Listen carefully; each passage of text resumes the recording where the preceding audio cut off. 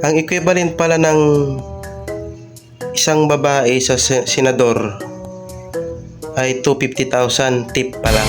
Hello mga master. Galing akong palengke. Ha? Ito, galing akong palengke. Tingnan yung pinamili ko. Ito yung pinamili ko. Yan. Nandiyan na lahat.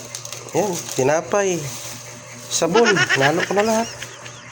Kasya naman sa isang plastic.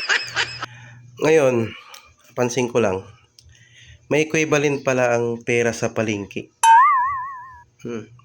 What?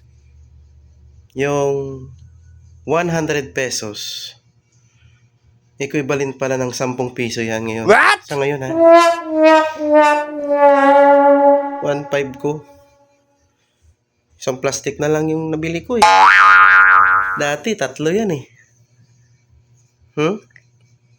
Tapos, ito pa.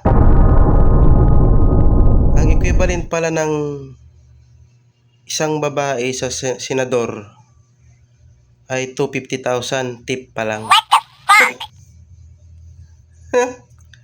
Ha?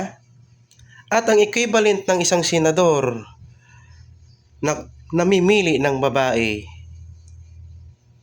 na 250 tip pa lang. Equivalent ng senador ha. 2 pataas. Mali-malitang pera. Sana all. Ulam ko isang plastic na lang.